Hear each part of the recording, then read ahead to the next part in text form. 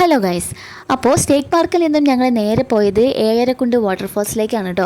നല്ല ഭംഗിയുള്ള മലകളും കുന്നുകളൊക്കെ താണ്ടിയാണ് ഞങ്ങൾ അവിടെ എത്തിയത്. മുകളിലേക്ക് അച്ഛനും അമ്മയും വരുന്നില്ല എന്ന് പറഞ്ഞു. നമ്മുടെ വണ്ടി പകുതി ദൂരെ പോവുള്ളൂ കേട്ടോ. അവിടെ നിന്ന് അങ്ങോട്ട് പിന്നെ ഞങ്ങൾ ജീപ്പിലാണ് പോയത്.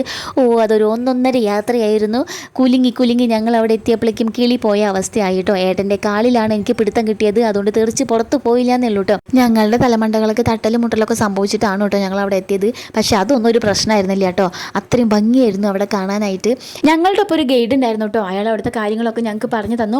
ഞാനിങ്ങനെ വർണ്ണിക്കേണ്ട കാര്യമൊന്നുമില്ല, നിങ്ങൾക്ക് കണ്ടാൽ തന്നെ മനസ്സിലാവും. ഭയങ്കര ഭംഗിയായിട്ട് അവിടെ കാണാനായിട്ട്. അപ്പം ഞങ്ങൾ ആ വാട്ടർഫാൾസിൻ്റെ അടുത്ത് പോയിട്ട് കുറേ ഫോട്ടോസൊക്കെ എടുത്തു. അങ്ങനെ അവിടുത്തെ കാഴ്ചകളൊക്കെ കണ്ടിട്ട് ഞങ്ങൾ താഴത്തേക്ക് ഇറങ്ങി. അപ്പോഴാണ് ഞങ്ങളുടെ ജീപ്പിലെ ചേട്ടൻ പറഞ്ഞത്, 1.5 കിലോമീറ്റർ നിങ്ങൾ നടക്കുകയാണെന്നുണ്ടെങ്കിൽ ഒരു തൂക്കുപാലം കാണാം, പോകുന്ന വഴിയൊക്കെ നല്ല മനോഹരമായ കാഴ്ചകളാണെന്നൊക്കെ പറഞ്ഞു കേട്ടോ. ആദ്യം ഞങ്ങളൊന്ന് മടിച്ചു. ഈ കുട്ടികളെയൊക്കെ ആയിട്ട് ഈ ദുർഘടം പിടിച്ച വഴി കൂടെ പോകണമെന്നൊക്കെ ആദ്യം ആലോചിച്ചു കേട്ടോ. പിന്നെ വിചാരിച്ചതൊന്ന് പോയി കളയാന്ന്. അങ്ങനെ കുട്ടികളൊക്കെ കുട്ടികളുടെ അച്ഛന്മാരുടെ തോളത്തിരുത്തിയിട്ട് ഞങ്ങൾ യാത്ര തുടർന്നു. പോകുന്ന വഴിക്കുള്ള കാഴ്ചകളാണ് കേട്ടോ ഈ കണ്ടുകൊണ്ടിരിക്കുന്നതൊക്കെ. കണ്ണീര് പോലത്തെ വെള്ളം കണ്ടു കഴിഞ്ഞാൽ ഒന്ന് കൈയും കാലൊക്കെ കഴുകാൻ തോന്നും കേട്ടോ. അങ്ങനെ എൻ്റെ കൈയും കാലും കൈകളൊക്കെ കഴിഞ്ഞു വന്നപ്പോഴേക്കും എല്ലാവരും ഫ്രണ്ടിൽ പോയി. ബാക്കിലേക്ക് തിരിഞ്ഞു നോക്കിയപ്പോൾ ഒരു മനുഷ്യൻ്റെ കുട്ടിയില്ല. ഒരു പേടി തോന്നിക്കുന്ന സ്ഥലം കൂടിയാണ് കേട്ടോ. നടന്ന് നമുക്ക് ക്ഷീണം തോന്നിക്കഴിഞ്ഞാൽ അവിടെ ഇവിടെയൊക്കെ ആയിട്ട് ഇതേപോലെയുള്ള കസാരകളൊക്കെ ഇട്ടിട്ടുണ്ടാവും. പിന്നെ മുളക്കൂട്ടത്തിൻ്റെ ഇടയിൽ ഒരു സുന്ദരിയെ കാണാനിടയായി. അങ്ങനെ ആ സുന്ദരിയെയും കണ്ടിട്ട് ഞങ്ങൾ ഫ്രണ്ടിലേക്ക് നടന്നു. അപ്പോൾ ഇതേ 2 ക്യൂട്ട് കപ്പിൾസ് അവിടെ നിന്ന് ഫോട്ടോസ് എടുക്കുന്നു.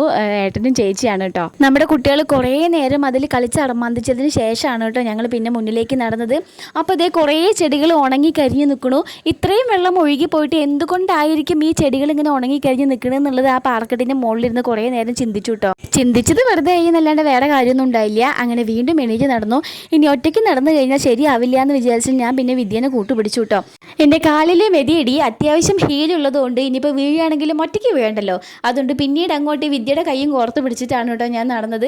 ഇതാണ് വാഴ, വെറും വാഴയല്ല, മരവാഴയാണ് കേട്ടോ. ഇത് അവിടെ ഇവിടെയൊക്കെ കാണാൻ സാധിക്കും. കുറച്ച് ദൂരം ഒരു പാലത്തിൻ്റെ മുകളിൽ കുറേ ഫ്രീക്കന്മാരും ഫ്രീക്കത്തികളും ഫോട്ടോസ് എടുക്കുന്നത് കണ്ടു കേട്ടോ. അവിടെ നിന്ന് കുറച്ചും കൂടെ ഫ്രണ്ടിലേക്ക് പോയപ്പോൾ നല്ല ഭംഗിയുള്ളൊരു സ്ഥലം കണ്ടു. മുളക്കൂട്ടങ്ങളാണ് കേട്ടോ 4 പുറമുള്ളത്. അപ്പോൾ അവിടെ വെച്ച് നമ്മുടെ അനുമോള് ഫോട്ടോഷൂട്ടിലാണ്. അത് കഴിഞ്ഞ് ഞങ്ങൾ ഫ്രണ്ടിലേക്ക് നടന്ന് ലാസ്റ്റ് ഇതേ ഞങ്ങൾ തൂക്കുപാലത്തിലെത്തി. അവിടെ എത്തിയപ്പോഴാണ് ഞാൻ എൻ്റെ ഏട്ടനെ കണ്ടുമുട്ടിയത്. അവർ മുന്നിൽ പോയിരുന്നു കേട്ടോ.